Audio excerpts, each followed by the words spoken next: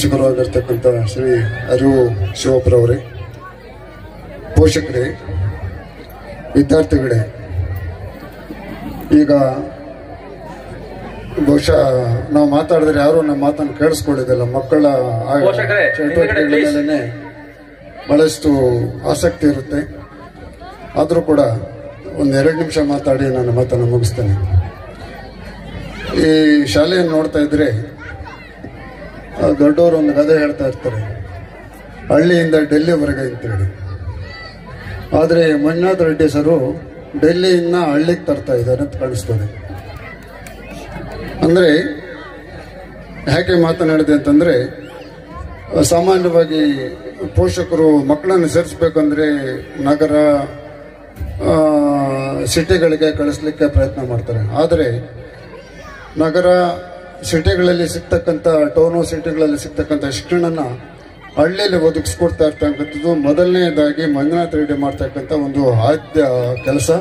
ತುಂಬ ದೊಡ್ಡ ಕೆಲಸ ಮಾಡ್ತಾ ಇದ್ದೀನಿ ಮಂಜುನಾಥ್ ರೆಡ್ಡಿ. ಮೊದಲು ನಾನು ಮಂಜುನಾಥ್ ರೆಡ್ಡಿನ ಅಭಿನಂದಿಸಲಿಕ್ಕೆ ಇಷ್ಟಪಡ್ತೇನೆ.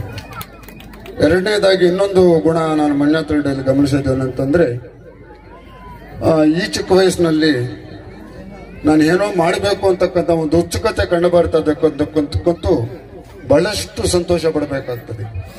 ಮನುಷ್ಯನಿಗೆ ಏನಾದರೂ ಒಂದು ಕೆಲಸ ಮಾಡಬೇಕು ಅಂತಂದ್ರೆ ಮೊದಲನೇದಾಗಿ ಬೇಕಾಗ್ತಕ್ಕಂಥದ್ದು ಆಸಕ್ತಿ, ಒಂದು ಹುಮ್ಮಸ್ಸು. ಆ ಎರಡು ಇದ್ರೆ ಏನು ಬೇಕಾದ್ರೂ ಸಾಧಿಸಬಹುದು ಅಂತಕ್ಕಂಥ ಒಂದು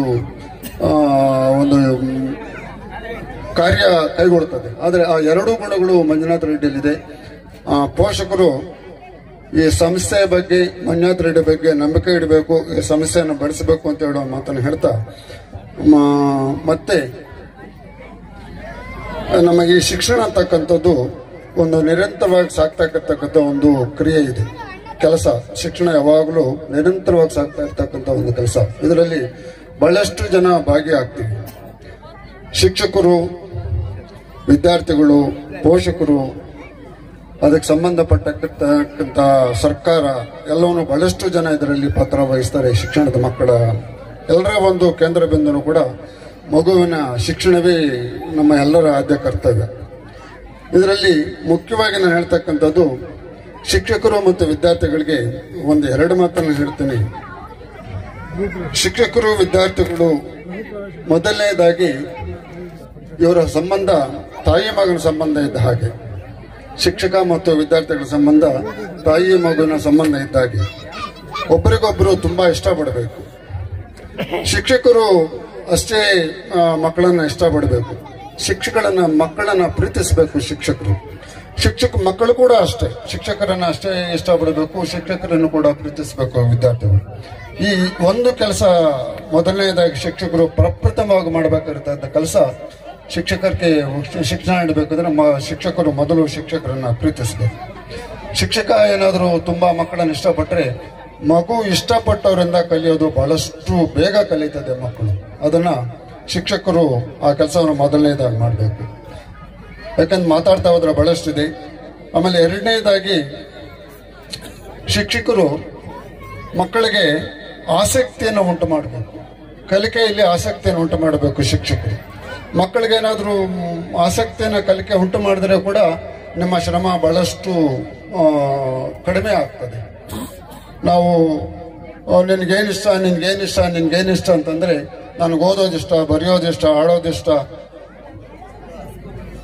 ಅಂತಕ್ಕಂಥ ಒಂದು ಅಭಿಪ್ರಾಯ, ಒಂದು ಹುಮ್ಮಸ್ಸು ಮಕ್ಕಳಲ್ಲಿ ಏನಾದರೂ ಸೃಷ್ಟಿಯಾದರೆ ಆ ಮಗು ತಾನಾಗೇ ಕಲಿಕೆಯಲ್ಲಿ ತೊಡಗಿಸ್ಕೊಳ್ತದೆ. ನಮ್ಮ ಶಿಕ್ಷಕರ ಒಂದು ಶ್ರಮ ಕಡಿಮೆ ಆಗ್ತದೆ. ಮೊದಲನೇದಾಗಿ ಮಕ್ಕಳನ್ನು ಪ್ರೀತಿಸಬೇಕು. ಎರಡನೇದಾಗಿ ಮಕ್ಕಳಲ್ಲಿ ಆಸಕ್ತಿಯನ್ನ ಮೂಡಿಸಬೇಕು. ಮತ್ತೆ ಮೂರನೇದಾಗಿ ಬಹುಮುಖ್ಯವಾಗಿ ಮಾಡಬೇಕಾಗಿರ್ತಕ್ಕಂಥ ಕೆಲಸ, ಶಿಕ್ಷಕರು ತರಗತಿ ಕೊಠಡಿಯಲ್ಲಿ ಮಕ್ಕಳನ್ನ ಯೋಚನಾ ಮಗ್ನರಾಗಿ ಮಾಡಬೇಕು.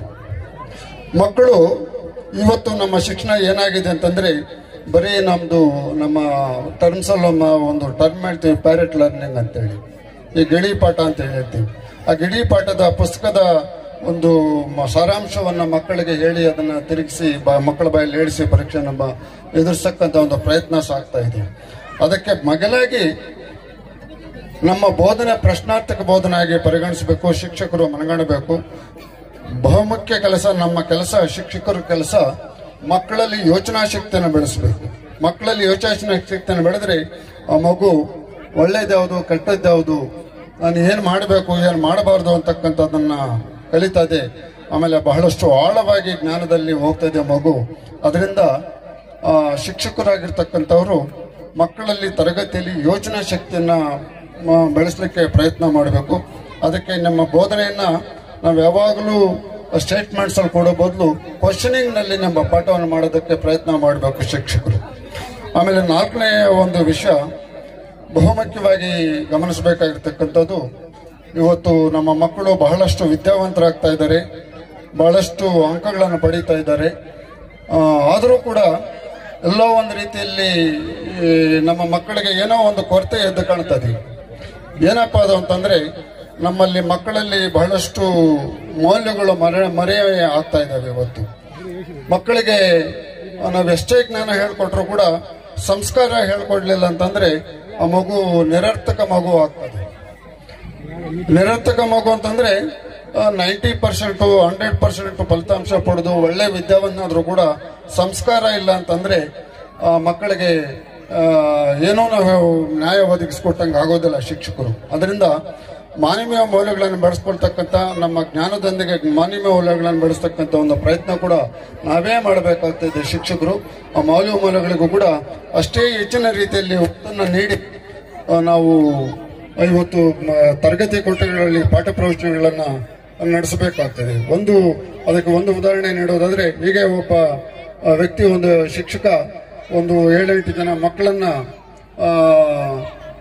ಟೆಸ್ಟ್ ಮಾಡ್ಲಿಕ್ಕೆ ಇವರಲ್ಲಿ ಎಷ್ಟು ರೀತಿಯಾಗಿರ್ತಕ್ಕಂಥ ಒಂದು ಗುಣ ಇದೆ ಅಂತಕ್ಕಂಥದ್ದು, ಒಬ್ರಿಗೊಬ್ರು ಮಕ್ಕಳು ಹೇಗೆ ಒಬ್ರಿಗೊಬ್ರು ಪ್ರೀತಿಸ್ತಾರೆ ಅಂತಕ್ಕಂಥದಕ್ಕೆ ಹೀಗೆ ಟೆಸ್ಟ್ ಮಾಡ್ತಾ, ನೋಡ್ರ ಮಕ್ಕಳೇ, ನೀವು ಒಂದು 7-8 ಜನ ಮಕ್ಕಳನ್ನ ನಿಲ್ಲಿಸ್ಕೊಂಡು ನೋಡಿ, ಅಲ್ಲಿ ಐಸ್ ಕ್ರೀಮ್ ಇಟ್ಟಿದ್ದೀನಿ, ನೀವು ಯಾರು ಬೇಗ ಫಸ್ಟ್ ಓಡೋಗಿ ನೀವು ಐಸ್ ಕ್ರೀಮ್ ನ ತಗೊಳ್ತಿರೋ ಅಷ್ಟು ನಿಮಗೆ ಐಸ್ ಕ್ರೀಮ್ ಅಲ್ಲ ನಿಮ್ಗೆ ಅಂತೇಳಿ ಟೆಸ್ಟ್ ಮಾಡೋದಂತೆ. ಎಲ್ಲ ಮಕ್ಕಳು ಓಡೋಗಿ ಯಾರು ಫಸ್ಟ್ ಓಡೋಗ್ತಾರೋ ಅವ್ರಿಗೆ ನಿಮ್ಗೆ ಐಸ್ ಕ್ರೀಮ್ ಅಂತೇಳಿ. ಈ ಮಕ್ಕಳು 7-8 ಜನ ಒಬ್ರು ಓಡ್ಲಿಲ್ಲ, ಒಬ್ರಿಗೊಬ್ರು ಹೆಗಲ್ ಮೇಲೆ ಕೈ ಹಾಕೊಂಡು ಒಬ್ರು ನಿಂತ್ಕೊಂಡು ಬಲವಾಗಿ ನಿಂತ್ಕೊಂಡು ಅಲ್ಲೇ ಇದ್ದಾರೆ, ಯಾರು ಓಡೋಗ್ಲಿಲ್ಲ ಐಸ್ ಕ್ರೀಮ್ ತಗೊಂಡು ತಿನ್ಲಿಕ್ಕೆ. ಯಾಕೋ ನೀವು ಓಡೋಗ್ಲಿಲ್ಲ, ಯಾಕೋ ನಿಮ್ಗೆ ಐಸ್ ಕ್ರೀಮ್ ಬೇಡ ಅಂತಂದ್ರೆ, ಒಬ್ರು ಓಡೋಗ್ಬಿಟ್ಟು ಫಸ್ಟ್ ಓಡೋಗ್ಬಿಟ್ಟು ನಾನು ಐಸ್ ಕ್ರೀಮ್ ಎತ್ಕೊಂಡೋಗಿ ತಿಂದ್ಬಿಟ್ರೆ 7 ಜನ ಹಂಗೆ ಇರ್ತಾರಲ್ಲ, ಅವ್ರು ಅಳ್ತಾ ಇದ್ರೆ ನಾನು ಹೆಂಗೆ ಸಂತೋಷದಿಂದ ಐಸ್ ಕ್ರೀಮ್ ತಿನ್ಲಿ ಅಂತ ಹೇಳಿದಾರಂತೆ ಆ ಮಕ್ಕಳು. ಅಂದ್ರೆ ಇದರರ್ಥ, ಒಬ್ಬರು ನೋವಿನಿಂದ ಕೂಡಿದ್ರೆ ಇನ್ನೊಬ್ಬರು ಸಂತೋಷ ಪಡಬಾರ್ದು ಅಂತಕ್ಕಂಥ ಒಂದು ಗುಣ, ಮಾನವೀಯ ಮೌಲ್ಯಗಳು, ಈ ತರ ಗುಣಗಳನ್ನು ನಾವು ಮಕ್ಕಳಿಗೆ ಬಹಳಷ್ಟು ಬೋಧನೆ ಮಾಡಬೇಕಾಗ್ತದೆ. ಇವತ್ತು ಮಕ್ಕಳಿಗೆ ಬಹಳಷ್ಟು ಮೌಲ್ಯಗಳನ್ನು ನಾವು ಕಡೆಗಣಿಸ್ತಾ ಇದ್ದೀವಿ. ಬಹಳಷ್ಟು ಈ ಸಮಾಜದಲ್ಲಿ ಇವತ್ತು ಬಹಳಷ್ಟು ಕೆಟ್ಟದಾಗಿ ಪರಿಸ್ಥಿತಿ ಏರ್ಪಡ್ತಾ ಇದೆ. ಇದಕ್ಕೂ ಕೂಡ ನಮ್ಮ ಶಾಲೆಗಳಲ್ಲಿ ಶಿಕ್ಷಕರು ಒತ್ತನ್ನು ನೀಡಬೇಕು, ಆ ರೀತಿ ಶಿಕ್ಷಣ ನೀಡಬೇಕು ಅಂತ ಹೇಳಿಕ್ಕಂತ ಇನ್ನೊಂದು ಮಾತಾಡ್ತಾ, ಕಡೆಯದಾಗಿ ಇನ್ನೊಂದು ಮಾತಾಡ್ತಾ, ಎಲ್ಲಾ ರೀತಿಯಲ್ಲೂ ಕೂಡ ಶಿಕ್ಷಕರು ವಿದ್ಯಾರ್ಥಿಗಳಿಗೆ ಮಾದರಿ ಆಗಿರಬೇಕು. ಎಲ್ಲಾ ರೀತಿಯಲ್ಲೂ ಕೂಡ ಶಿಕ್ಷಕರು ವಿದ್ಯಾರ್ಥಿಗಳ ಮಾದರಿ ಆಗಿರಬೇಕು. ನೀವೇನ್ ನುಡಿತಾರೋ ಅದನ್ನೇ ಮಕ್ಕಳು ನುಡಿತಾರೆ, ನೀವೇನ್ ಮಾಡ್ತಾರೋ ಅದನ್ನೇ ಮಕ್ಕಳು ಮಾಡ್ತಾರೆ, ನೀವು ಯಾವ ತರ ವರ್ತಿಸ್ತಾರೋ ಅದೇ ತರ ಮಕ್ಕಳು ವರ್ತಿಸ್ತಾರೆ. ಹೀಗೆ ಪ್ರತಿಯೊಂದು ನಾವು ಮಾತಾಡ್ತಕ್ಕಂಥ ಮಾತು ಕೂಡ ಬಹಳಷ್ಟು ಸೌಜನ್ಯವಾಗಿರ್ಬೇಕು. ಆ ಸೌಜನ್ಯ ಮಾತು ನಮ್ಮಿಂದ ಬರ್ತಾ ಇದ್ರೆ ಮಕ್ಕಳಲ್ಲೂ ಕೂಡ ಸೌಜನ್ಯ ಬರ್ತದೆ. ನಾವು ಸಂಸ್ಕಾರಯುತವಂತರಾಗಿದ್ರೆ ನಮ್ಮಲ್ಲೂ ಕೂಡ ಮಕ್ಕಳಲ್ಲೂ ಕೂಡ ಸಂಸ್ಕಾರವನ್ನು ನಾವು ನಿರೀಕ್ಷಿಸಬಹುದು. ಹೀಗೆ ಹೇಳ್ತಾ ಹೋದ್ರೆ ಬಹಳಷ್ಟು ವರ್ಷಗಳಿರುತ್ತೆ. ಇಷ್ಟು ಮಾತ್ರನ್ನ ಹೇಳಿ ಈ ಸಂದರ್ಭದಲ್ಲಿ ಅವಕಾಶ ಸಿಕ್ಕರೆ ಮಂಜುನಾಥ್ ರೆಡ್ಡಿ ಸರ್ ಬೇರೆ ಯಾವತ್ತಾದ್ರೂ ಒಂದು ಅವಕಾಶ ಒದಗಿಸ್ಬಿಟ್ರೆ ಬೇರೆ ಟೈಮಲ್ಲಿ ಮಾತಾಡ್ತೀನಿ. ಈಗ ಮಕ್ಕಳು ನಿಮ್ಮ ಡ್ಯಾನ್ಸ್ಗಳೆಲ್ಲ ಜಾಸ್ತಿ ಇದೆ, ಅದರಿಂದ ನನ್ನ ಮಾತನ್ನು ಮುಗಿಸ್ತೇನೆ. ಜೈ ಹಿಂದ್, ಜೈ ಕರ್ನಾಟಕ. ನಮ್ಮ ಆಡಳಿತ ಮಂಡಳಿಯ ಸ್ವೀಕರಿಸಬೇಕು ಅಂತ ಹೇಳ್ಕೊಳ್ತಾರೆ. ಮಕ್ಕಳಲ್ಲಿ ಸಂಸ್ಕಾರ ಬೆಳೆಸಬೇಕು ಅಂತಕ್ಕಂಥದ್ದನ್ನ 2 ಮಾತುಗಳನ್ನ ಈ ಸಂದರ್ಭದಲ್ಲಿ ಆಡ್ಲಿಕ್ಕೆ ಇಚ್ಛಿಸ್ತೇನೆ. ಒಂದು, ಲಾವೋತ್ಸೆ ಅಂತ, ನೀವು ಎಷ್ಟು ಜನ ಹೆಸರು ಕೇಳಿದ್ರೆ ಗೊತ್ತಿಲ್ಲ. ಲಾವೋತ್ಸೆ ಎನ್ನುವಂತವರು ಬಹಳ ದೊಡ್ಡ ಜ್ಞಾನಿ. ಸುಮಾರು ಒಂದು 2,500-3,000 ವರ್ಷಗಳ ಹಿಂದೆ ಇದ್ದಂತ ಒಬ್ಬ ವ್ಯಕ್ತಿ. ಅವರು ಒಂದು ಅದ್ಭುತವಾದಂತಹ ಒಂದು ಮಾತನ್ನ ಹೇಳಿದ್ದಾರೆ. A journey of 1,000 miles begins with A single step ಅಂತ. ಇದು ವಾರದಿ ಶಾಲೆಯ ಮಂಜುನಾಥ್ ರೆಡ್ಡಿ ಅವರಿಗೂ ಅನ್ವಯಿಸ್ತಾ ಇದೆ. ಹಾಗೇನೆ ಇಲ್ಲಿ ನೃತ್ಯ ಮಾಡಿದಂತ ಮಕ್ಕಳು ಮತ್ತೆ ಬಹಳ ದೊಡ್ಡ ಕನಸುಗಳನ್ನ ಕಟ್ಕೊಂಡಿರ್ತಕ್ಕಂಥ ಪೋಷಕರಿಗೂ ಕೂಡ ಈ ಮಾತು ಅನ್ವಯಿಸ್ತದೆ. ಅಂದ್ರೆ ನಾವು ಬಹಳ ದೂರದ ಜರ್ನಿಯನ್ನ ಮಾಡಬೇಕು ಅಂತಂದ್ರೆ ಅದು ಶುರುವಾಗೋದು ನಮ್ಮ ಮೊದಲ ಹೆಜ್ಜೆಯಿಂದ ಅಂತ. ಮೊದಲ ಹೆಜ್ಜೆ ಅಂತಂದ್ರೆ ಅದು LKG ಆಗಿರ್ಬೋದು, UKG ಆಗಿರ್ಬೋದು, ಅಥವಾ ನೀವು ಹಿಡಿಯುವಂತ ಒಂದು ಪುಸ್ತಕ ಆಗಿರ್ಬೋದು, ಅಥವಾ ಯಾರ ದೊಡ್ಡವರು ಏನೋ ಒಂದು ಅದ್ಭುತವಾಗಿರುವಂತ ವಿಚಾರವನ್ನ ಕೊಡೋದನ್ನ ನೀವು ಸ್ವೀಕಾರ ಮಾಡೋದಾಗಿರ್ಬೋದು, ಯಾವುದೇ ಆಗಿರ್ಬೋದು, ಅದು ನಿಮ್ಮ ಜರ್ನಿಗೆ ಪೂರಕವಾಗಿದ್ರೆ, ಸಹಾಯ ಮಾಡಿದ್ರೆ ಅದು ನಿಮ್ಮ ಜರ್ನಿ ಅಲ್ಲಿಂದಾನೇ ಶುರುವಾಗುತ್ತೆ ಅನ್ನುವಂತ ಮಾತನ್ನ ಲಾವೋಸೆ ಅವರು ಬಹಳ ವರ್ಷಗಳ ಹಿಂದೆನೆ ಹೇಳಿದ್ದಾರೆ. ಅಂತ ಒಂದು ದೊಡ್ಡ ಜರ್ನಿಯನ್ನ ಈಗಾಗಲೇನೆ ಹಲವು ಸ್ಟೆಪ್ಗಳನ್ನ ಹಾಕೊಂಡು ಈ ಸಂಸ್ಥೆಯನ್ನ ಕಟ್ಟಿರ್ತಕ್ಕಂಥ ಮಂಜುನಾಥ್ ರೆಡ್ಡಿ ಅವ್ರಿಗೂ ಕೂಡ ಅನ್ವಯಿಸ್ತದೆ. ಎರಡನೇದು ಖಲೀಲ್ ಗಿಬ್ರಾನ್ ಅಂತ ಎರಡನೇ ವ್ಯಕ್ತಿ ನಾನು ಪರಿಚಯ ಮಾಡಿಸ್ತಾ ಇದ್ದೀನಿ. ಯಾಕೆ ಪರಿಚಯ ಮಾಡಿಸ್ತಾ ಇದ್ದೀನಿ ಅಂತಂದ್ರೆ ಮುಂದೆ ಆ ವ್ಯಕ್ತಿಗಳ ಬಗ್ಗೆ ನಿಮ್ಮ ಮೊಬೈಲಲ್ಲೇ ಒಂದಷ್ಟು ಹುಡುಕಾಟ ಮಾಡಿದ್ರೆ ಅವ್ರು ಎಂತ ಅವ್ರೇನೆಲ್ಲ ಕೊಡುಗೆಯನ್ನ ಜಗತ್ತಿಗೆ ಕೊಟ್ಟಿದ್ದಾರೆ ಅಂತ ನೀವು ಹುಡುಕಬಹುದು ಅನ್ನೋ ಕಾರಣಕ್ಕಾಗಿ ನಾನು ಎರಡನೇ ವ್ಯಕ್ತಿಯನ್ನ ಪರಿಚಯಿಸ್ತಾ ಇದ್ದೀನಿ, ಖಲೀಲ್ ಗಿಬ್ರಾನ್ ಅಂತ. ಅವರು ಅನೇಕ ಪುಸ್ತಕಗಳನ್ನ ಬರೆದಿದ್ದಾರೆ. ಅದರಲ್ಲಿ ಒಂದು ಪ್ರವಾದಿ ಅಂತ ಅದ್ಭುತವಾದಂತಹ ಪುಸ್ತಕ. ಅದು ನಾನು ಹಲವು ಬಾರಿ ಅದನ್ನ ಓದಿದ್ದೇನೆ. ನೀವು ಕೂಡ ಮುಂದೆ ಅದನ್ನ ಓದಬೇಕು ಅಂತ ಸಂದರ್ಭದಲ್ಲಿ ವಿನಂತಿಸ್ತೇನೆ. ಅವರೊಂದು ಮಾತು ಹೇಳಿದ್ದಾರೆ, ಏನು ಅಂತಂದ್ರೆ, yesterday is today's memory, yesterday is today's memory and tomorrow is today's dream ಅಂತ. ನಿನ್ನೆ ಅನ್ನುವಂಥದ್ದು ಇವತ್ತು ಒಂದು ನೆನಪಷ್ಟೇನೆ. ನೆನ್ನೆ ಏನಾಗೋಗಿದೆ ಆಗೋಗಿದೆ, ಅದು ನೆನಪಷ್ಟೇನೆ. ಅದನ್ನ ನೆನಪಿಸಿಕೊಂಡು ಅಂತ ಪ್ರಯೋಜನ ಇಲ್ಲ. ಹಾಗೆ ನಾಳೆ ಅನ್ನುವಂಥದ್ದು ಒಂದು ಕನಸು, ಅದು ನಿಜ ಅಲ್ಲ. ಯಾಕೆಂದ್ರೆ ಆಗ್ಬೋದು, ಆಗದೇನೆ ಇರಬಹುದು, ಅದೊಂದು ಕನಸು. ರಿಯಾಲಿಟಿ ಯಾವುದು? ಅದು ಇವತ್ತು. ಇವತ್ತು ಅನ್ನುವಂಥದ್ದು ರಿಯಾಲಿಟಿ. ಇವತ್ತು ನಾವೇನ್ ಮಾಡ್ತೀವಿ, ಹೇಗ್ ಬದುಕ್ತೀವಿ, ಏನ್ ಕಲಿತೀವಿ ಅನ್ನುವಂಥದ್ದೇನೆ ನಮ್ಮ ಗುರಿ ಆಗ್ಬೇಕು. ಇವತ್ತಿಗೆ ಬಹಳ ಇಂಪಾರ್ಟೆನ್ಸ್ ಕೊಡಬೇಕು ಅನ್ನುವಂತ ಮಾತನ್ನ ನಾವು ಖಲೀಲ್ ಗಿಬ್ರಾನ್ನಿಂದ ನಾವು ಕಲಿಯುವಂತ ಮಾತು. ಬಹಳ ಅದ್ಭುತವಾಗಿರುವಂತಹ ವಿಚಾರ ಕೂಡ. ಅದು ಮಕ್ಕಳಿಗೆ ಎಲ್ಲವನ್ನೂ ನಾಳೆ ಮಾಡೋಣ ಬಿಡು, ನಾಡಿದ್ದು ಮಾಡೋಣ ಬಿಡು, ಎಕ್ಸಾಮ್ ಇನ್ನೊಂದು ವಾರ ಇದೆ, ಇನ್ನೂ ಟೈಮ್ ಇದೆ ಅಂತ ಏನು ಪೋಸ್ಟ್ಪೋನ್ ಮಾಡ್ಕೊಳ್ತೀವಿ, ಅದನ್ನ ಇಂಗ್ಲಿಷ್ ಅಲ್ಲಿ ಪ್ರೊಕ್ರಾಸ್ಟಿನೇಷನ್ ಅಂತ ಕರೀತಾರೆ. ಮುಂದೂಡುವಂತ ಮನಸ್ಸು, ಪ್ರೊಕ್ರಾಸ್ಟಿನೇಷನ್ ಅಂತ. ಈ ವರ್ಡ್ ಯಾರು ತೆಗೆದು ಹಾಕ್ಬಿಡ್ತಾರೋ ಅವರು ಬಹಳ ದೊಡ್ಡ ಸಾಧಕರಾಗ್ತಾರಂತೆ. ಅಂದ್ರೆ ಅದು ತೆಗೆಯೋದು ಬಹಳ ಕಷ್ಟ.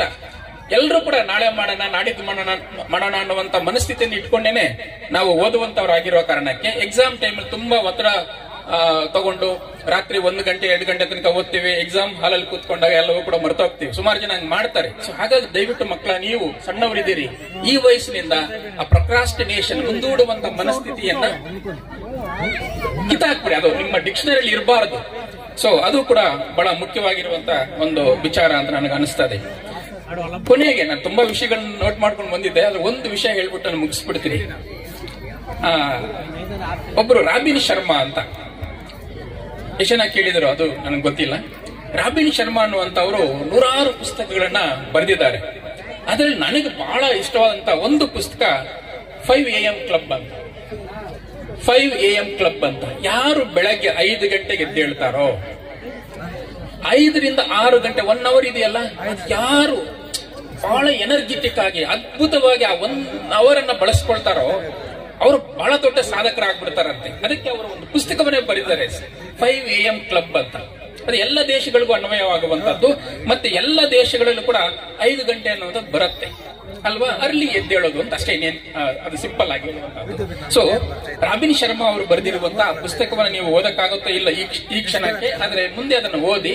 ಹಾಗೆ ಅವ್ರು ಹೇಳುವಂತ ವಿಚಾರ ಇದೆಯಲ್ಲ, ಬೇಗ ಎದ್ದೇಳಬೇಕು, ಎದ್ದ ತಕ್ಷಣ ನಾವು ಪಾಸಿಟಿವ್ ಎನರ್ಜಿಯನ್ನ ಏನೋ ಮೈಗೂಡಿಸ್ಕೊಂಡು ಏನೋ ಒಂದು ಆ ದಿನದ ಒಂದು ಪ್ಲಾನ್ ಹಾಕೊಳ್ಳೋದು, ನಾಳೆ ಏನ್ ಮಾಡ್ಬೇಕು ಅನ್ನೋ ಒಂದು ಪ್ಲಾನ್ ಹಾಕೊಳ್ಳೋದು. ಈ ಪ್ಲಾನಿಂಗ್ ಅನ್ನುವಂಥದ್ದು ಇದೆಯಲ್ಲ, ಆ ಪ್ಲಾನಿಂಗ್ಗೋಸ್ಕರನೇ ಒಂದು ಪುಸ್ತಕವನ್ನು ಕೂಡ ಮಂಜುನಾಥ್ ರೆಡ್ಡಿ ಅವರು ನಿಮ್ಗೆಲ್ಲ ಕೂಡ ನಿಮ್ಮ ಮಕ್ಕಳಿಗೆಲ್ಲ ಕೊಡಿಸಿದ್ದಾರೆ.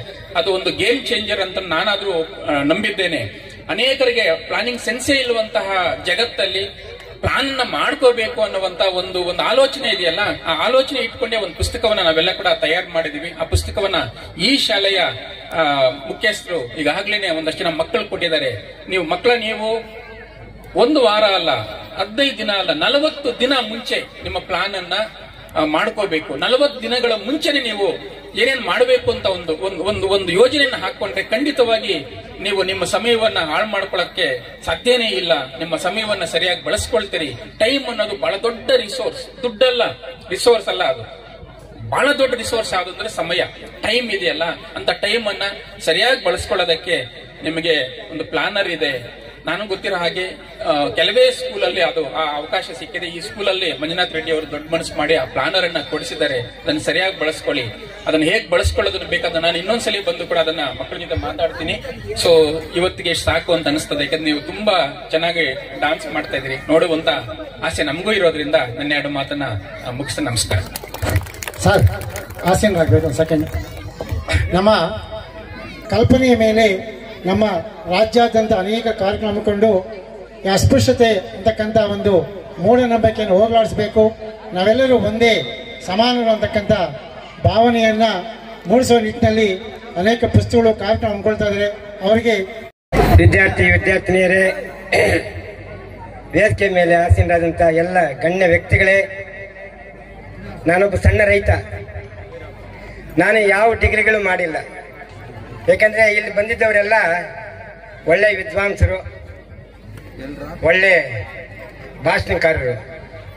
ನಾನೊಬ್ಬ ಸಣ್ಣ ರೈತ, ನಾನು ಚೆನ್ನಾಗಿ ಭಾಷಣ ಮಾಡಕ್ ಬರಲ್ಲ. ಆದ್ರೆ ಇಷ್ಟೊತ್ತು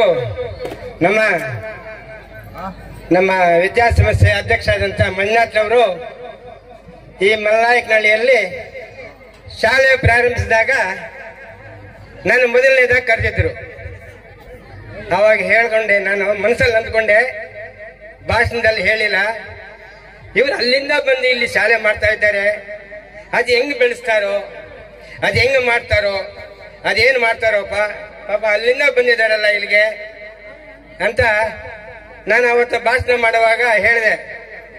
ನಮ್ಮ ಸಮೃದ್ಧಿ ನಮ್ಮ MLA ಅವ್ರು ಗೆದ್ರೆ ನೋಡಪ್ಪ ಈ ಶಾಲೆಗೆ ನಾನು ಒಂದು ರೂಮ್ ಕೊಡಿಸ್ತೀನಿ ಅಂತ ಹೇಳಿದ್ದೆ ಅವ್ರಿಗೆ ಮಾತು. ಮೊನ್ನೆನೂ ಹೇಳಿದ್ದೀನಿ, ಮುಳಬಾಗಿಲಲ್ಲಿ ದರ್ಖಾಸ್ತ್ ಕಮಿಟಿ ಮೀಟಿಂಗ್ ಹೇಳಿದೆ ಅವರಿಗೆ. ಜೊತೆಗೆ ನಮ್ಮ ಬಹಳ ಕಷ್ಟಪಟ್ಟು ನಮ್ಮ ಮಂಜುನಾಥ್ ರೆಡ್ಡಿ ಅವರು ಈ ಶಾಲೆಯನ್ನ ಇಷ್ಟು ದೊಡ್ಡ ಮಟ್ಟಕ್ಕೆ ತರಬೇಕಾದ್ರೆ ಕೂಡ ಬಹಳ ಕಷ್ಟಪಟ್ಟಿದ್ದಾರೆ. ಅದು ಹೇಳಿಕೊಳ್ಳುವಂತ ಕಷ್ಟ ಅಲ್ಲ, ನನ್ನ ಕಣ್ಣಿಂದ ಮಾತ್ರ ನೋಡಿದ್ದೀನಿ ಆ ಕಷ್ಟವನ್ನು. ಅವರು ಏನು ಕಷ್ಟಪಟ್ಟರು, ಹೆಂಗೆ ಮಕ್ಕಳನ್ನ ಒಂದು ಕಡೆ ಸೇರಿಸಿ ಹಳ್ಳಿ ತಿರುಗಿ ಪ್ರತಿಯೊಬ್ಬ ಹಳ್ಳಿಯ ಒಬ್ಬ ದೊಡ್ಡ ಮನುಷ್ಯನನ್ನು ಹಿಡಿದು ನಮ್ಮ ಶಾಲೆಗೆ ಮಕ್ಕಳನ್ನು ಸೇರಿಸಿ ಅಂತ ಬಹಳ ಕಷ್ಟಪಟ್ಟು ಈ ಶಾಲೆಯನ್ನು ದೊಡ್ಡ ಮಟ್ಟಕ್ಕೆ ತಂದಿದ್ದಾರೆ. ಅವರಿಗೆ ಇನ್ನೂ ಆ ದೇವರು ದೊಡ್ಡ ಮಟ್ಟಕ್ಕೆ ಬೆಳೆಸಲಿ ಅಂತ ಆಶಿಸ್ತಾ, ನಾನೊಬ್ಬ ಕನ್ನಡ ಕಲಾಭಿಮಾನಿ. ಯಾಕೆಂದ್ರೆ ನಾನು ಓದುವಾಗ H.A. ರಾಮಾಚಾರ್ಯ ಅಂತ ಬೆಡ್ ಮಾಸ್ಟರ್ ಇದ್ರು. ಅವರು ಹೇಳಿದ್ರು, ಈ ಮುಳಬಾಗಿಲು ತಾಲೂಕಲ್ಲಿ ಕನ್ನಡ ಇಲ್ಲ, ಎಲ್ಲಿ ಹಳ್ಳಿಗಳಲ್ಲಿ ಹೋದ್ರು ಕೂಡ ತೆಲುಗು ಇದೆ.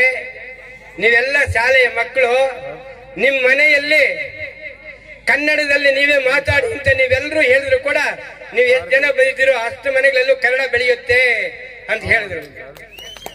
ನಿಜವಾಗಲೂ ನಾನು ಶಾಲೆ ಬಿಟ್ಟು ಮಲ್ನಾಯಕನಹಳ್ಳಿಗೆ ಬಂದೆ. ನಾನು ಬೆಂಗಳೂರಲ್ಲಿ ITI ಕೆಲಸದಲ್ಲಿದ್ದೆ. ಕೆಲಸ ಬಿಟ್ಟು ಬಂದೆ ವ್ಯವಸಾಯ ಮಾಡೋಣ ಅಂತ. ಇಲ್ಲಿ ಬಂದ್ಮೇಲೆ ನಮ್ಮ ಮನೆಯಲ್ಲಿ ಆವತ್ತು ಕನ್ನಡ ಶುರು ಮಾಡಿದ್ದು. ಇದುವರೆಗೂ ನಮ್ಮ ಮನೆಯಲ್ಲಿ ತೆಲುಗು ಉಪಯೋಗಿಸ್ತಾ ಇಲ್ಲ, ಕನ್ನಡವನ್ನು ಮಾತ್ರ ಮಾತಾಡ್ತಾ ಇದ್ದೀನಿ. ಇವತ್ತು ನಮ್ಮ ಮನೆಯಲ್ಲಿ ಎಲ್ರಿಗೂ ಚೆನ್ನಾಗಿ ಮಕ್ಕಳಿಂದ ಕನ್ನಡ ಬರುತ್ತೆ. ಯಾಕಂದ್ರೆ ಈಗಲೂ ಕೂಡ ನಾನು ಎಲ್ಲಾ ಶಾಲೆಗಳಲ್ಲೂ ನಾನು ಕರೀತಾರೆ. ಈ ಮಲ್ನಾಯಕನಹಳ್ಳಿಯಲ್ಲಿ ಯಾವುದೇ ಶಾಲೆ ಆಗಲಿ, ಹೈಸ್ಕೂಲು, ಕಾಲೇಜು, ನಾನು ಕಾಲೇಜ್ ಇವಾಗ ಉಪಾಧ್ಯಕ್ಷನಾಗಿದ್ದೀನಿ, ಎಲ್ಲದಕ್ಕೂ ಕರೀತಾರೆ. ನಾನು ಅಲ್ಲಿ ಹೇಳುವುದು ಅಷ್ಟೇ, ನೀವೆಲ್ಲ ಮಕ್ಕಳೆಲ್ಲ ಕೂಡ ಮನಸ್ಸು ಮಾಡಿ ನಿಮ್ಮ ಮನೆಯಲ್ಲಿ ಕನ್ನಡವನ್ನು ಬೆಳೆಸ್ಬಿಟ್ರೆ ನಿಜವಾಗ್ಲೂ ಬಹಳ ಸಂತೋಷವಾಗುತ್ತೆ. ಯಾಕಂದ್ರೆ ಕನ್ನಡ ಬೇಕು, ಇಂಗ್ಲಿಷ್ ಮೇಲೆ ಆಸೆ ಇರಬೇಕು ಅಷ್ಟೇ. ಆದ್ರಿಂದ ನೀವೆಲ್ಲ ಬೆಳೆಸ್ಬೇಕು ಅಂತ ಹೇಳ್ತೀನಿ. ಜೊತೆಗೆ ಪ್ರತಿಯೊಬ್ಬರು ಕೂಡ ವಿದ್ಯಾಭ್ಯಾಸಕ್ಕೆ ಎಷ್ಟು ಸ್ಥಾನ ಇದೆ ಅಂತಂದ್ರೆ, ನಾನು ಆರಾಧನಾ ಕಮಿಟಿ ಚೇರ್ಮನ್ ಆಗಿದ್ದೆ. ಆವಾಗ ನಮ್ಮ ಬಿಡುವು, ಅವಾಗ ಸ್ಟೇಜ್ ಮೇಲೆ ಎಲ್ಲರೂ ಕೂತಿದ್ವು. ಬೀಡುವ ಅಲ್ಲೆಲ್ಲೋ ದೂರದಲ್ಲಿ ಕೂತ್ಕೊಂಡಿದ್ರು ಹರಕಲು ಬಟ್ಟೆ ಹಾಕೊಂಡು. ಆ ಬೀಡುವ ಅಟೆಂಡರ್ಗೆ ಹೇಳಿ ಅವ್ನ ಕರ್ಕೊಂಡು ಬನ್ನಿ ಅಂತಂದ್ರು. ಕರ್ಕೊಂಡು ಬಂದು ಸ್ಟೇಜ್ ಮೇಲೆ ಕೂಡ್ಸಿದ್ರು. ನಾನು ಪಕ್ಕದಲ್ಲಿದ್ದವನು ಅವಾಗ ಯುವಕ, ಏನ್ ಸರ್ ಅವ್ರನ್ನ ಕರೆಸಿದ್ದೀರ ಅಂತಂದೆ. ಅವ್ರು ನನ್ನ ಕ್ಲಾಸ್ಮೇಟ್ MBBS ಓದಿದ್ದಾರೆ. ನಾನು ಕಾಲೇಜಲ್ಲಿ ನನ್ನ ಜೊತೆ ಓದ್ದವ್ರವರು. ಪಾಪ ಮದುವೆದಲ್ಲಿ ಏನು ಹೆಚ್ಚು ಕಮ್ಮಿ ಆಗ್ಬಿಟ್ಟು ಅವ್ರಿಗೆ ಸ್ವಲ್ಪ ಮೆಂಟಲ್ ಆಗ್ಬಿಟ್ಟಿದೆ ಅಂತಂದ್ರು. ಅಂದ್ರೆ ಅವರನ್ನು ಯಾಕೆ ಕರೆತಂದ್ರು? ಆ ವಿದ್ಯಾಭ್ಯಾಸ ಗೌರವ ಇದೆ. ಯಾರು ಓದ್ತಾರೋ, ಯಾರು ವಿದ್ಯಾವಂತರಾಗ್ತಾರೋ ಅವ್ರಿಗೆ ಎಲ್ಲೇ ಆಗ್ಲಿ ಸ್ಥಾನ ಇದೆ. ಇದನ್ನು ಮಾತ್ರ ಮರಿಬೇಡಿ. ಪ್ರತಿಯೊಬ್ರು ಯಾವುದೇ ಒಂದು ವಿಷಯದಲ್ಲಿ ಪ್ರತಿಯೊಬ್ಬರ ಹತ್ರ ಕೂಡ ಒಳ್ಳೆ ಗುಣ ಇದೆ, ಒಂದೊಂದು ಕಲೆ ಇದೆ. ಒಬ್ಬರಿಗೆ ಒಳ್ಳೆ ವಿದ್ಯಾಭ್ಯಾಸ ಆಗ್ಬೋದು, ಒಳ್ಳೆ AS ಆಫೀಸರ್ ಆಗ್ಬೋದು, ಒಳ್ಳೆ IPS ಆಫೀಸರ್ ಆಗ್ಬೋದು, ಸಿನಿಮಾ ಸ್ಟಾರ್ಗಳಾಗ್ಬೋದು, ಒಳ್ಳೆ ಸಿನಿಮಾ ಸ್ಟಾರ್ಗಳಾಗ್ಬೋದು, ಸಾಂಗ್ಸ್ ಆಗ್ಬೋದು. ಅದರಿಂದ ಎಲ್ಲರೂ ಕೂಡ ಓದಿ ವಿದ್ಯಾವಂತರಾಗಬೇಕು. ವಿದ್ಯೆ ಬೇಕು. ವ್ಯವಸಾಯ ಮಾಡಿದ್ರು ಕೂಡ ವಿದ್ಯೆ ಬೇಕು. ಯಾಕೆಂದ್ರೆ ಅದು ಒಂದು ವಿದ್ಯಾಭ್ಯಾಸ ಇದ್ರೆ ಮಾತ್ರನೇ ಎಲ್ಲ ಸರಿಯಾಗಿರುವುದು. ಆಮೇಲೆ ನಮ್ಗೆ ಯಾರು ಮೋಸ ಮಾಡಕ್ಕಾಗಲ್ಲ. ನಮ್ಮ ಹತ್ರ ವಿದ್ಯಾಭ್ಯಾಸ ಇದ್ರೆ. ವಿದ್ಯಾಭ್ಯಾಸ ಇಲ್ಲ ಅಂದ್ರೆ ಮೋಸ ಆಗೋದ್ರಲ್ಲಿ ಹಳ್ಳಿಗಳಲ್ಲಂತೂ ಖಂಡಿತ ನಾನು ನೋಡ್ತಾ ಇದ್ದೀನಿ. ನಾನು VV ಕ್ಲಬ್ ಬ್ಯಾಂಕ್ ಅಲ್ಲಿ ಅಧ್ಯಕ್ಷನಾಗಿದ್ದೀನಿ. ಪ್ರತಿಯೊಬ್ಬರು ಎಷ್ಟು ಜನಕ್ಕೆ ಮೋಸ ಆಗಿದೆ, ತಕ್ಕೊಂಡು ಎಷ್ಟು ಜನಕ್ಕೆ ದುಡ್ಡು ಮೋಸ ಆಗಿದೆ ಅಂತ ಅದ್ ನನಗೆ ಮಾತ್ರ ಗೊತ್ತು. ಆದ್ರಿಂದ ಎಲ್ಲರೂ ಕೂಡ ವಿದ್ಯಾಭ್ಯಾಸ ಮಾಡಿ. ನಾನು ಹೆಚ್ಚಿನ ಭಾಷಣ ಮಾಡಕ್ ಹೋಗಲ್ಲ. ನಮ್ಮ ಮಂಜುನಾಥ್ ರೆಡ್ಡಿ ಅವರಿಗೆ ಆ ದೇವರು ಇನ್ನೂ ಉತ್ತುಂಗಕ್ಕೆ ಬೆಳೆಸಲಿ ಅಂತ ಹೇಳ್ಬಿಟ್ಟು ಆಶಿಸುತ್ತಾ ನನ್ನ 4 ಮಾತನ್ನು ನಿಲ್ಲಿಸ್ತಾ ಇದ್ದೀನಿ. ಜೊತೆಗೆ 1979ರಲ್ಲಿ ಇದುವರೆಗೂ ಒಂದು ಕನ್ನಡ ಅಕ್ಷರವನ್ನು ಆ ಲಗ್ನ ಪತ್ರಿಕೆಯಲ್ಲಿ ಹಾಕ್ಸಿಲ್ಲ. ನಾನು ತಮಿಳುನಾಡಲ್ಲಿ ಮದುವೆ ಮಾಡ್ಕೊಂಡಿದ್ದು. ನಾನು ಒಂದು ಅಕ್ಷರವನ್ನು ಕೂಡ ತಮಿಳಿನಲ್ಲಿ ಹಾಕಿಲ್ಲ, ಇಂಗ್ಲಿಷಲ್ಲಿ ಹಾಕಿಲ್ಲ, ಎಲ್ಲ ಕನ್ನಡದಲ್ಲಿ ಹಾಕಿದ್ದೆ. ಆ ತರ ನನ್ನ ಕನ್ನಡ ಅಭಿಮಾನಿ. ಬೆಳೆಸಿ ಅಂತಕ್ಕಂಥ ನಾಡು ನೀಡಿದ್ದಾರೆ. ಅವರಿಗೆ ನಮ್ಮ ವಾರಧಿ ವಿದ್ಯಾಸಂಸ್ಥೆಯ ಆಡಳಿತ ಮಂಡಳಿಯ ಪರವಾಗಿ ಹೃತ್ಪೂರ್ವಕವಾಗಿರ್ತಕ್ಕಂತಹ ಧನ್ಯವಾದಗಳು. ಗೈಡ್ ಮಾಡ್ತೇವೆ, ಗಮನಿಸಿರ್ತಾರೆ ನೋಡಿ. ಎಷ್ಟೊಂದು ಸೂಕ್ಷ್ಮ ಅಂತಕ್ಕಂಥದ್ದು ಅಷ್ಟೇನ, ವಿದ್ಯಾಭ್ಯಾಸ ಅಂತಕ್ಕಂಥದ್ದು ಅಷ್ಟೇನ. ಅವರನ್ನು ನೋಡಿ ಮಕ್ಕಳು ಕುಣಿತಿದ್ದಾರೆ, ಕಲಿತಿದ್ದಾರೆ. ಇಂಗ್ಲಿಷಲ್ಲಿ ಒಂದು ಪ್ರಾವರ್ಬ್ ಇದೆ, the younger generation always follows the foot step of elder generation ಅಂತಕ್ಕಂಥದ್ದು. ನಾವೇನ್ ಮಾಡ್ತೇವೆ ಅದನ್ನ ಅವ್ರು ಮಾಡ್ತಾರೆ, ನಾವೇನ್ ಆಡ್ತೇವೆ ಅದನ್ನ ಅವ್ರು ಆಡ್ತಾರೆ, ನಮ್ಮನ್ನ ನೋಡಿ ಕಲಿತಾರೆ. ಇದುವೇ ಶಿಕ್ಷಣ ಅಂತಕ್ಕಂಥದ್ದು. ಆಗ್ಲೇ ಶಿವಪ್ಪ ಸರ್ ಮಾತಾಡ್ತಾ ಹೇಳಿದ್ರು, A journey of 1000 miles start with A single step ಅಂತ. ಬಹುಶಃ ಇಂತಹ ಒಂದು ಗ್ರಾಮಾಂತರ ಭಾಗದಲ್ಲಿ ಶಾಲೆಯನ್ನ ಮಾಡಬೇಕು ಅಂತಂದ್ರೆ ತುಂಬಾನೇ ಧೈರ್ಯ ಇರಬೇಕು, ತುಂಬಾನೇ ಸವಾಲುಗಳನ್ನ ಎದುರಿಸಬೇಕಾಗತ್ತೆ. ನುರಿತ ಶಿಕ್ಷಕರನ್ನ ತರೋದಾಗ್ಲಿ, ಒಂದು ಬೆಸ್ಟ್ ಇನ್ಫ್ರಾಸ್ಟ್ರಕ್ಚರ್ ಕೊಡೋದಾಗ್ಲಿ, ಇವೆಲ್ಲವೂ ಕಷ್ಟಕರವಾಗಿರ್ತಕ್ಕಂಥದ್ದು. ಆಗ್ಲೇ ಪ್ರಸಾದ್ ರೆಡ್ಡಿ ಸರ್ ಮಾತಾಡ್ತಾ ಹೇಳ್ತಿದ್ರು, ಅಥವಾ ನಮ್ಮ ಸ್ವಾಮಿಗಳು ಮಾತಾಡ್ತಾ ಹೇಳಿದ್ರು, ಈ ಶಾಲೆ ಪ್ರಾರಂಭ ಆಗ್ಬೇಕಾದ್ರೆ ನಾನು ಇಲ್ಲಿದ್ದೆ, ಸಾಕ್ಷಿ ಕರೆಸಿದ್ದೆ. ನಾನು ಅವತ್ತು ಇವ್ರು ಬೆಂಗಳೂರಿಂದ ಇಲ್ಲಿಗೆ ಯಾಕೆ ಬರ್ತೀರ ನಾನು ಪ್ರಶ್ನೆ ಮಾಡ್ಕೊಂಡೆ ಅಂತ ಅವ್ರು ಹೇಳಿದ್ರು. ನಿಜವಾಗ್ಲೂ ಅದು ಅರ್ಥಪೂರ್ಣವಾಗಿರ್ತಕ್ಕಂಥ ಮಾತು. ನಾನು ಹಲವಾರು ಬಾರಿ ಮಂಜುನಾಥ್ ರೆಡ್ಡಿ ಅವ್ರ ಜೊತೆ ಮಾತಾಡಿದಾಗ ಹಲವಾರು ಬಾರಿ ಪ್ರಶ್ನೆ ಮಾಡಿದ್ದಾನೆ. ಈ ದಿನಮಾನಗಳಲ್ಲಿ ವಿದ್ಯಾಭ್ಯಾಸ ಪಡ್ಕೊಂಡಿರ್ತಕ್ಕಂಥ ಎಲ್ಲ ಯುವಕರು ಬೆಂಗಳೂರು ಸಿಟಿ ಕಡೆ ಹೋಗ್ತಿರ್ಬೇಕಾದ್ರೆ ಅತ್ಯಂತ ವೆಲ್ ಕ್ವಾಲಿಫೈಡ್ ಮಂಜುನಾಥ್ ರೆಡ್ಡಿ ಮತ್ತು ಅವರ ಪತ್ನಿ ತಾವು ಹುಟ್ಟಿದ ಹಳ್ಳಿಗೆ ವಾಪಸ್ ಬಂದು ಇಲ್ಲೊಂದು ಶಾಲೆಯನ್ನ ಸ್ಥಾಪಿಸಿ ಈ ಭಾಗದ ಎಲ್ಲ ಮಕ್ಕಳಿಗೆ ಒಂದು ಉತ್ತಮವಾಗಿರ್ತಕ್ಕಂತಹ ಶಿಕ್ಷಣವನ್ನ ಕೊಡ್ತಕ್ಕಂಥ ಕನಸನ್ನ ಕಟ್ಕೊಂಡಿರ್ತದ್ದು ನಿಜಕ್ಕೂ ಅಭಿನಂದನಾರ್ಹ. ಅದಕ್ಕೆ ತಾವೆಲ್ಲರೂ ಸಹಕಾರ ಕೊಡಬೇಕಾಗತ್ತೆ. ಯಾಕಂದ್ರೆ ಆಗ್ಲೇ ಹೇಳಿದ್ರು, ದೊಡ್ಡ ಸಾಧನೆಗಳು ಸಣ್ಣ ಪ್ರಯತ್ನಗಳ ಮುಖಾಂತರ ಆಗ್ತವೆ ಅಂತ. 1991ರಲ್ಲಿ ಇಂಥ ಒಂದು ದೊಡ್ಡ ಕಟ್ಟಡ, ಸುಮಾರು ಒಂದು 15 ಕೊಠಡಿಗಳ ಒಂದು ಕಟ್ಟಡದಲ್ಲಿ ನಾವು ಶಾಲೆನ ಪ್ರಾರಂಭ ಮಾಡಿದ್ವಿ ಶ್ರೀನಿವಾಸಪುರದಲ್ಲಿ, ವೇಣು ವಿದ್ಯಾಸಂಸ್ಥೆ ಅಂತ. ಬಾಲಿನಾಥ ಸ್ವಾಮೀಜಿ ಅವರು ಬಂದು ಅವತ್ತು ಅದನ್ನ ಉದ್ಘಾಟನೆ ಮಾಡಿದಾಗ ಒಂದು ಮಾತನ್ನ ನಮ್ಮ ತಂದೆಯವರಿಗೆ, ನಿಮ್ ಶಾಲೆಯಲ್ಲಿ 30 ಜನ ವಿದ್ಯಾರ್ಥಿಗಳಿದ್ದಾರೆ, ಟೌನ್ ಇಂದ ದೂರದಲ್ಲಿ ಬಂದು ಇಷ್ಟು ದೊಡ್ಡ ಕಟ್ಟಡವನ್ನ ಕಟ್ಟಿ ಶಾಲೆಯನ್ನ ಮಾಡ್ತಿದ್ದೀರಿ, ಶುಭವಾಗ್ಲಿ ಅಂತ ಒಂದು ಮಾತು ಹೇಳಿ ಹೋಗಿದ್ರು. ಬಹುಶಃ 2015ರ ವೇಳೆಗೆ ನನ್ನ ಶಾಲೆಯಲ್ಲಿ ಸುಮಾರು 2000 ವಿದ್ಯಾರ್ಥಿಗಳು ವಿದ್ಯಾಭ್ಯಾಸವನ್ನ ಮಾಡ್ತಿದ್ರು. ಕೋವಿಡ್ ನಂತರ ಈಗಲೂ ಸಹ ಸರಿಸುಮಾರು 1500 ಜನ ವಿದ್ಯಾರ್ಥಿಗಳು ವಿದ್ಯಾಭ್ಯಾಸ ಮಾಡ್ತಿದ್ದಾರೆ. ಅಂತಹ ಒಂದು ಸಾಧನೆಯನ್ನ ಖಂಡಿತವಾಗಿಯೂ ನಮ್ಮ ಮಂಜುನಾಥ್ ರೆಡ್ಡಿ ಅವರು ಅವರ ವಹಿಸಿರ್ತಕ್ಕಂಥ ಶ್ರದ್ಧೆಯನ್ನ ಗಮನಿಸಿದಾಗ ಈ ಶಾಲೆಯೂ ಸಹ ಸಾವಿರಾರು ವಿದ್ಯಾರ್ಥಿಗಳನ್ನ ತಲುಪುತ್ತೆ. ಒಂದು ಈ ಭಾಗದಲ್ಲಿ ಒಂದು ಅತ್ಯುತ್ತಮ ಶಾಲೆಯಾಗಿ ಹೊರಮತ್ತೆ ಅಂತ ನಾನು ಭಾವಿಸ್ತೇನೆ. ಪ್ರೀತಿಯ ಪೋಷಕರೇ, ಸಾಂಸ್ಕೃತಿಕ ಕಾರ್ಯಕ್ರಮಗಳ ಮಧ್ಯದಲ್ಲಿ ನಾವು ಅತಿಥಿಗಳನ್ನು ಬಂದಿರತಕ್ಕಂಥವ್ರು ಬಂದು ಒಂದು 5 ನಿಮಿಷ ಮಾತಾಡ್ತಿದ್ದಾವೆ. ಕಾರಣ ಇಷ್ಟೇ, ಮಕ್ಕಳು ಪ್ರಿಪೇರ್ ಆಗಬೇಕಾಗಿದೆ. ಅಲ್ಲಿ ಆ ಬ್ರೇಕ್ಗಳ ಮಧ್ಯೆ ನಾವು ಮಾತಾಡ್ತಾ ಇದ್ದಾವೆ. ನೀವು ಬರೀ ಸಾಂಸ್ಕೃತಿಕ ಕಾರ್ಯಕ್ರಮಗಳನ್ನ ಕಣ್ತುಂಬ್ಕೊಂಡು ಹೋಗ್ತಕ್ಕಂಥದ್ದಲ್ಲ, ಒಂದಷ್ಟು ವಿಚಾರಗಳನ್ನ ಸಹ ಹಿರಿಯರು ಮಾತಾಡ್ತಕ್ಕಂಥದ್ದನ್ನ ಒತ್ಕೊಂಡು ಹೋಗ್ಬೇಕಾಗತ್ತೆ. ನಿಮ್ಮ ಮಕ್ಕಳನ್ನ ಯಾವ ರೀತಿ ಬೆಳೆಸಬೇಕು ಅಂತಕ್ಕಂಥ ವಿಚಾರಗಳನ್ನ ಈಗಾಗಲೇ ಅರುವು ಶಿವಪ್ಪನವರು ಅತ್ಯಂತ ಕಡಿಮೆ ಅವಧಿಯಲ್ಲಿ ಖಲೀಲ್ ಗಿಬ್ರಾನ್ ಮತ್ತು ಲಾವೋಟ್ಸೆ ಅವರ ಕೆಲವು ವಿಚಾರಗಳನ್ನ ತಮಗೆ ತಿಳಿಸ್ಕೊಟ್ರು. ನೋಡಿ, ಕಲಾಂ ಅವರು ದಿಢೀರಂತ ವಿಜ್ಞಾನಿ ಆಗ್ಬಿಡ್ಲಿಲ್ಲ. ಅವ್ರ ಆತ್ಮಕಥೆಯಲ್ಲೇ ಬರ್ಕೋತಾರೆ. ನಾನು 5ನೇ ತರಗತಿಯಲ್ಲಿ ಓದ್ತಿರ್ಬೇಕಾದ್ರೆ ನನಗೊಬ್ಬ ಶಿಕ್ಷಕರಿದ್ರು, ಶಿವಸುಬ್ರಹ್ಮಣ್ಯ ಅಯ್ಯರ್ ಅಂತ.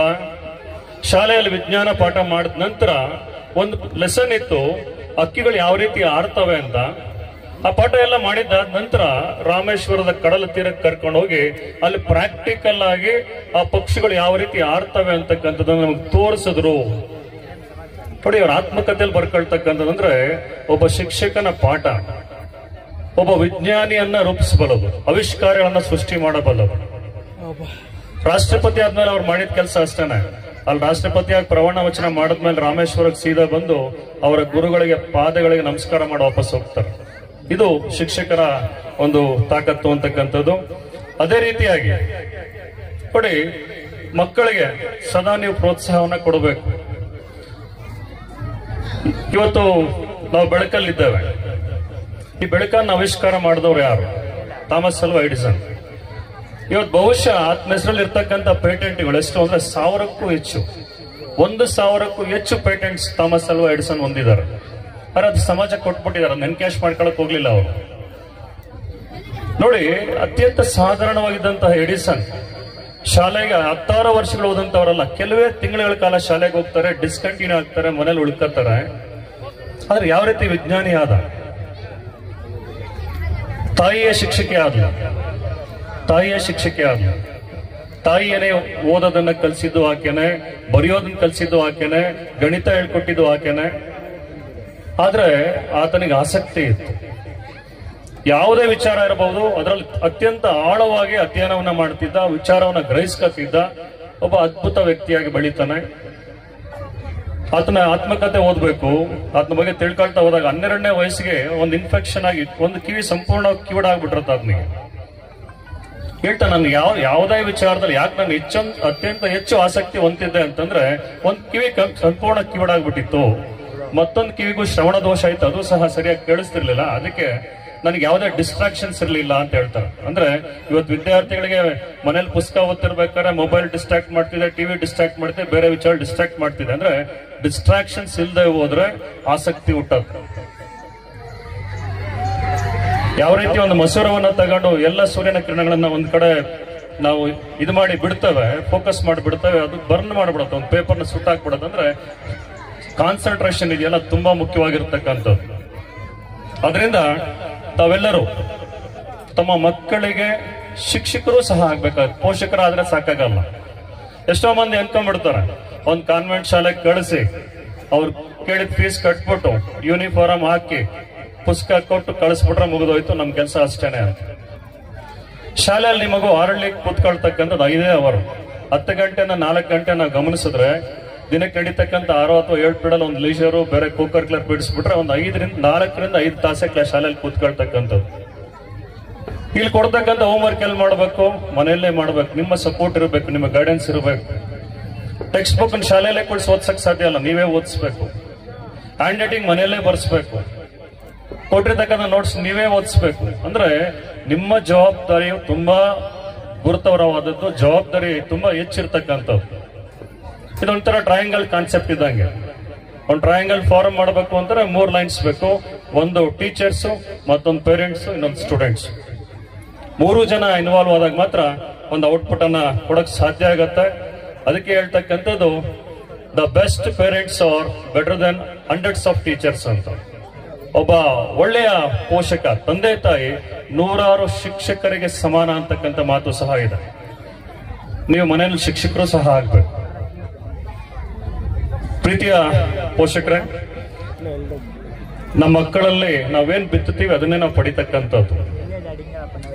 ವಿಕ್ರಮ್ ಸಾರಾಭಾಯಿ ಈ ದೇಶ ಕಂಡಂತ ಅತ್ಯುತ್ತಮ ವಿಜ್ಞಾನಿ. ಬಾಹ್ಯಾಕಾಶದಲ್ಲಿ ಇಷ್ಟೆಲ್ಲ ರಾಕೆಟ್ಗಳನ್ನ ಲಾಂಚ್ ಮಾಡಿದ್ರೆ, ಸ್ಯಾಟಲೈಟ್ಸ್ ಲಾಂಚ್ ಮಾಡಿದ್ರೆ, ಅದರಿಂದ ವಿಕ್ರಮ್ ಸಾರಾಭಾಯಿ ನಾವು ನೆನೆಸ್ಕೋಬೇಕಾಗತ್ತೆ. ಯಾವ ರೀತಿ ವಿಕ್ರಮ್ ಸಾರಾಭಾಯಿ ಆದ? ಆರ್ಡಿನರಿ ಸ್ಟೂಡೆಂಟ್, ಶಾಲೆಯಲ್ಲಿ ಓದ್ತಿರ್ಬೇಕಾದ್ರೆ ಆತನಿಗೆ ತುಂಬಾ ವಿಜ್ಞಾನದ ಬಗ್ಗೆ ಆಸಕ್ತಿ ಇತ್ತು. ಯಾವಾಗೂ ಲೈಬ್ರರಿಯಲ್ಲಿ ಹೋಗಿ ಕೂತ್ಕೊಂಡು ವಿಜ್ಞಾನದ ಪುಸ್ತಕಗಳನ್ನು ಓದ್ತಿದ್ದ. ಈತನ ವಿಜ್ಞಾನದ ಆಸಕ್ತಿಯನ್ನು ಕಂಡಂತ ಅವ್ರ ಅಪ್ಪ ಏನ್ ಮಾಡ್ತಾರೆ ಅಂತಂದ್ರೆ, ಯಾವಾಗ ಯಾವ್ದಾರ ಪುಸ್ತಕದ ಅಂಗಡಿಗೆ ಹೋಗ್ಲಿ ವಿಜ್ಞಾನಕ್ಕೆ ಸಂಬಂಧಪಟ್ಟಂತ ಪುಸ್ತಕಗಳನ್ನು ತಗೊಂಬಂದು ಅವ್ರು ಕೊಡ್ತಿದ್ರಂತ. ಈ ರೀತಿ ವಿಜ್ಞಾನದ ಆಸಕ್ತಿಯನ್ನ ಬೆಳೆಸ್ಕೊಂಡಂತಹ ವಿಕ್ರಮ್ ಸಾರಾಭಾಯಿ ಮುಂದೆ ದೊಡ್ಡ ವಿಜ್ಞಾನಿ ಆಗ್ತಾನೆ. ಆ ರೀತಿ ಮಕ್ಕಳಲ್ಲಿ ಏನು ಪ್ರತಿಭೆ ಇದೆ ಅದನ್ನ ಗುರುತಿಸ್ತಕ್ಕಂಥದ್ದು, ಅದನ್ನ ಪೋಷಿಸ್ತಕ್ಕಂಥದ್ದು ತಮ್ಮ ಜವಾಬ್ದಾರಿ. ಹಲವಾರು ಮಂದಿ ರೈತರಿದ್ದೀರಿ, ತೋಟದಲ್ಲಿ ಹೋಗಿ ಉಳುಮೆ ಮಾಡಿ ಬೀಜ ಹಾಕಿ ಬಂದ್ಬಿಟ್ಟು ತಿಂಗಳು 2 ತಿಂಗಳು ಆದ್ಮೇಲೆ ಕೊಯ್ಕೊಳಕ್ ಹೋಗ್ತೀರಾ? ಕಟಾವು ಮಾಡಕ್ ಹೋಗ್ತೀರಾ? ಸಾಧ್ಯನೇ ಇಲ್ಲ. ಬೀಜ ಬಿತ್ತಿದ ದಿನದಿಂದ ನೀವು ಕೊಯ್ಲು ತಗೊಳ್ಳೋವರೆಗೂ ಪ್ರತಿದಿನ ಅದಕ್ಕೆ ಏನ್ ಬೇಕು ಅಂತಕ್ಕಂಥದ್ದು ಗಮನಿಸ್ತಾನೆ ಹೋಗ್ತೀರಾ. ಆ ರೀತಿಯಾಗಿ ತಮ್ಮ ಮಕ್ಕಳನ್ನು ಸಹ ಗಮನಿಸ್ಕೊಳ್ತಕ್ಕಂತಹ ಒಂದು ಜವಾಬ್ದಾರಿ ತಮ್ಮೇಲಿದೆ. ಖಂಡಿತವಾಗಿಯೂ ಈ ಒಂದು ಸಮಯದಲ್ಲಿ ತುಂಬಾ ಹೆಚ್ಚೆಚ್ಚು ಮಾತಾಡ್ತಕ್ಕಂಥದ್ದು ಅವಶ್ಯಕತೆ ಇಲ್ಲ ಅಂತ ನಾನು ಭಾವಿಸ್ತಾ, ಪಾಸಿಟಿವ್ ಮೈಂಡ್ ಸೆಟ್ ಅನ್ನ, ಪಾಸಿಟಿವ್ ಆಟಿಟ್ಯೂಡ್ಸ್ ಅನ್ನ, ಥಿಂಕ್ ಪಾಸಿಟಿವ್ಲಿ ವಿನ್ ಗ್ಲೋರಿಯಸ್ಲಿ ಅಂತ ಒಂದು ಮಾತಿದೆ. ನಾವು ಪಾಸಿಟಿವ್ ಆಗಿ ಥಿಂಕ್ ಮಾಡಿ, ಎಷ್ಟೋ ಜನ ನಾನು ಅವರ ಕಡೆ ಹೋದಾಗ ಹೇಳ್ತಾನೆ, ಓದಬೇಕು ಅಂದ್ರೆ ಯಾವ್ದೋ ಬೆಂಗಳೂರು ಸಿಟಿನಲ್ಲೋ ಯಾವ್ದೋ ಇಂಟರ್ನ್ಯಾಷನಲ್ ಸ್ಕೂಲಲ್ಲೋ ICSE CBSE ಅಂತಲ್ಲ, ಎಲ್ಲೇ ಓದ್ಲಿ ಶ್ರದ್ಧೆಯಿಂದ ಓದಿದ್ರೆ ಖಂಡಿತವಾಗಿಯೂ ಸಾಧ್ಯ ಇದೆ. ನಿಮ್ಮ ಮಕ್ಕಳಿಗೆ ಎಲ್ಲವನ್ನ ಸಾಧನೆ ಮಾಡ್ತಕ್ಕಂಥ ಅವಕಾಶಗಳು ಇಲ್ಲಿದೆ. ಆ ಅವಕಾಶಗಳನ್ನ ಶ್ರೀಯುತ ಮಂಜುನಾಥ್ ರೆಡ್ಡಿ ಅವರು ಕಲ್ಪಿಸ್ಕೊಟ್ಟಿದ್ದಾರೆ. ಕೀಳರಿಮೆ ಇಲ್ಲದೆ ನಿಮ್ಮ ಮಕ್ಕಳನ್ನ ಸದಾ ಉತ್ಸಾಹ ಭರಿತವಾಗಿ ಶ್ರದ್ಧೆಯಿಂದ ಲವಲವಿಕೆಯಿಂದ ಓದುವ ಅಭ್ಯಾಸವನ್ನಂದ್ರೆ ಒಂದು ಮಗುವಿಗೆ ಒಂದು ಪುಸ್ತಕದ ಹುಚ್ಚಿಡಿಸ್ಬಿಟ್ರೆ, ಆಗ್ಲೇ ಶಿವಪ್ಪ ಸರ್ ಹೇಳ್ತಿರೋ ಹಲವಾರು ಬಾರಿ ಖಲೀಲ್ ಗಿಬ್ರಾನ್ನ ಓದ್ಕೊಂಡಿದ್ದಾನೆ ಅಂತ. ಅವ್ರ ಮನೆಗೆ ಹೋದ್ರೆ ಪುಸ್ತಕಗಳ ಸಾವಿರಾರು ಪುಸ್ತಕಗಳ ರಾಶಿಯೇ ಇದೆ. ಪ್ರಾಧ್ಯಾಪಕರು ಹಲವಾರು ಪುಸ್ತಕಗಳನ್ನ ಅವರು ಬರೆದಿದ್ದಾರೆ. ಆ ರೀತಿಯಾಗಿ ಪುಸ್ತಕದ ಗೀಳನ್ನ ಕೊಡಿ, ಮೊಬೈಲ್ ಮತ್ತು ಬೇರೆ ಇತರ ವಿಚಾರಗಳಿಂದ ದೂರ ಇಟ್ಟು ತಾವೆಲ್ಲರೂ ಶಿಕ್ಷಣ ಸಂಸ್ಥೆಗಳ ಮುಖ್ಯಸ್ಥರನ್ನ, ಶಿಕ್ಷಕರನ್ನ ಪದೇ ನಾವು ಹಲವಾರು ಬಾರಿ ನೋಡ್ತೇವೆ. ನಮ್ಮ ಶಾಲೆಗಳಲ್ಲಿ ಅಡ್ಮಿಷನ್ ಮಾಡಿ ಹೋಗಿರ್ತಾರೆ, 3 ವರ್ಷನೋ 5 ವರ್ಷನೋ ಆದ್ಮೇಲೆ ಬರ್ತಾರೆ. ಕೆಲವು ಪೇರೆಂಟ್ಸ್ ತಲೆನೇ ಹಾಕಲ್ಲ ಶಾಲೆ ಕಡೆಗೆ. ನೀವು ಬಂದಾಗ ಮಾತ್ರನೇ ನಿಮ್ಮ ಮಗುಗ್ ಜವಾಬ್ದಾರಿ ಬರೋದು. ನಮ್ಮಪ್ಪ ಬರ್ತಾರೆ, ನಮ್ಮಮ್ಮ ಬರ್ತಾರೆ, ನಾನು ಮನೇಲಿ ಮಾಡ್ತಕ್ಕಂಥ ಪ್ರಾಬ್ಲಮ್ಸ್ ಇರ್ಬೋದು, ನಾನು ಮಾಡ್ತಕ್ಕಂಥ ತರಲೆ ಇರ್ಬೋದು, ಪೇರೆಂಟ್ಸ್ ಟೀಚರ್ಸ್ ಗಮನಕ್ಕೆ ತರ್ತಾರೆ ಅಂತಕ್ಕಂಥದ್ದು ಅವ್ರಿಗೆ ಗೊತ್ತಾಗತ್ತೆ. ಸ್ವಲ್ಪ ಅಲರ್ಟ್ ಆಗಿರ್ತಾರೆ.